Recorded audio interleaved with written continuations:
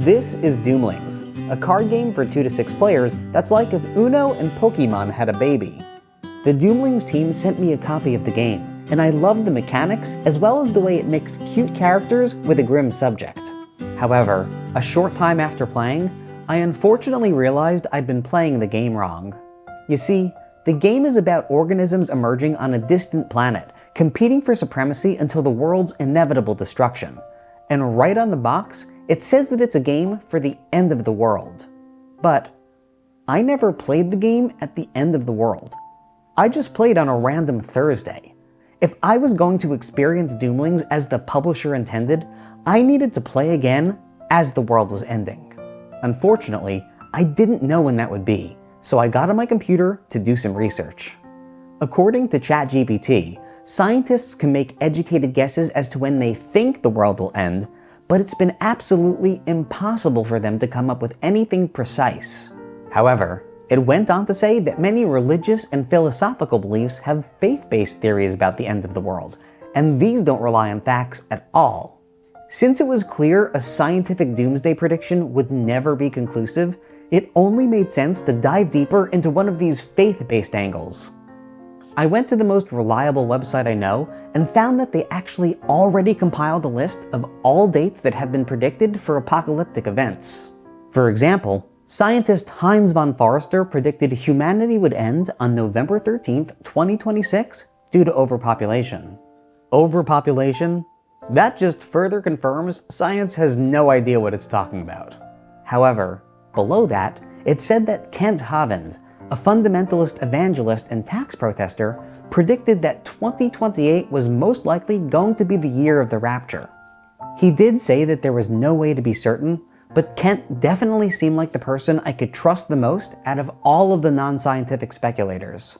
Doomlings also prophesies that seeing into the future would be a trait present at the end of the world, so this further convinced me that Kent was on the right track.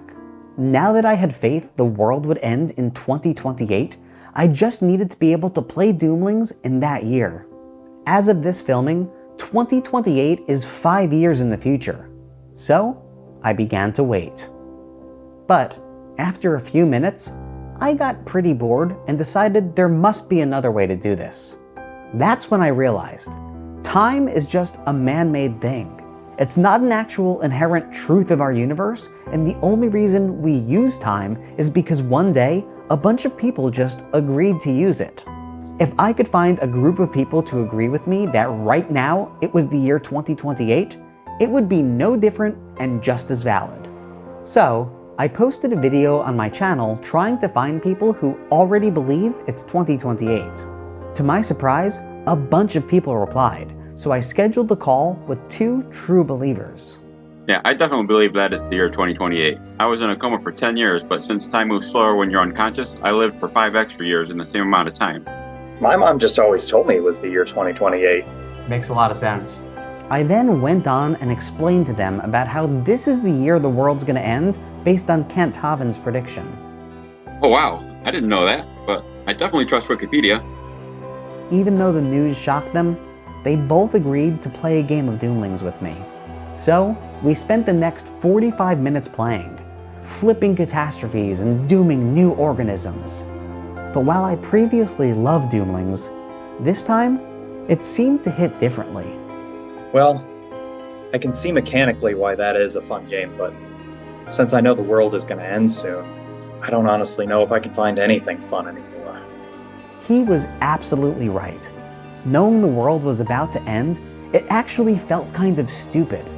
We should be spending time with loved ones and doing the things we've always dreamed of doing, not playing some game from 2022 that was almost 10 years old. Even cards I used to find fun were now just all too somber reminders of my own impending mortality. All in all, I think the creators of Doomlings might have benefited from designing a game meant for average, everyday times, as most people likely won't be in the mood for games when everything they know and love is about to be decimated. If you do end up buying Doomlings, I highly recommend not changing what year it is, unless you buy it in 2028. Then probably you should change the year.